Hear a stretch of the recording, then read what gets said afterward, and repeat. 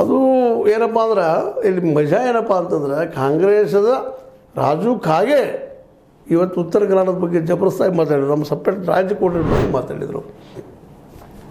B J ಪಿದಂಥ strong ಆಗಿ ಯಾರೂ ಮಾತಾಡಿದ್ರು ಉತ್ತರ ಕರ್ನಾಟಕದ ಬಗ್ಗೆ. ಯಾಕಂದ್ರೆ ಉತ್ತರ ಕರ್ನಾಟಕದಲ್ಲಿ ಲಿಂಗಾಯತ ಹೆಚ್ಚು ಇರೋದ್ರಿಂದಾಗೆ ಇದು ಬಿ ಜೆ ಪಿ ಪರ ಇದ್ದಂಥ ವಾತಾವರಣ. ಅಂಥದ್ರಲ್ಲೇ ಇವತ್ತು ರಾಜು ಕಾಗಿ ಕಾಂಗ್ರೆಸ್ಸಿಗರು ಈ ಒಂದು ಉತ್ತರ ಕರ್ನಾಟಕ ಸಪ್ರೇಟ್ ರಾಜ್ಯ ಆಗಬೇಕು ಅಂತ ಬೇಡಿಕೆ ಇಟ್ಟರು. ಇದರಿಂದ ಸರ್ ಉತ್ತರ ಕನ್ನಡ ಅಂದರೆ ಪ್ರೀತಿ ವಿಶ್ವಾಸ ಜನರ ಮೇಲೆ ಬರ್ತದೆ.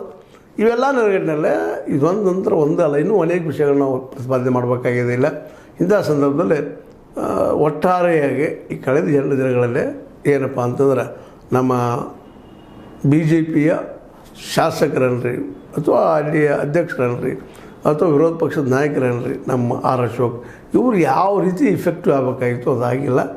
ಅದು ಮತ್ತು ಅದರಲ್ಲೂ ಸಿದ್ದರಾಮಯ್ಯ ಮತ್ತು ಡಿ ಕೆ ಶಿ ಅವ್ರು ತಿಕ್ಕಾಟ ನಡೆದ ಪಾರ್ಟಿ ಯಾವ ಪಾರ್ಟಿ ಈ ಪಾರ್ಟಿ ಹೋಗೋದು ಮತ್ತು ನಮ್ಮ ಕಡೆ ಹೊಡ್ಕೊಳ್ಳೋದು ಅವ್ರ ಕಡೆ ಹೊಡ್ಕೊಳ್ಳೋದು ಏನೂ ಕೇಳಿ ಬರ್ತಾ ಇದ್ದಾವೆ. ನೆಮ್ಮದಿ ಇಲ್ಲ ಕಾಂಗ್ರೆಸ್ನಲ್ಲಿ. ಅದನ್ನು ಸದುಪಯೋಗ ಮಾಡ್ಕೊಳ್ಳಿಕ್ಕೆ ಆಗಲಿಲ್ಲ ಬಿ ಜೆ ಪಿಗೆ. ಅದನ್ನು ಜಗತ್ತಿಗೆ ತಿಳಿಸೋದ್ರಲ್ಲಿ ವಿಫಲ ಆಯಿತು, ಜನರಿಗೆ ತಿಳಿಸೋಲ್ಲಿ ವಿಫಲ ಆಯಿತಾ ಅನ್ನುವಂಥದ್ದು.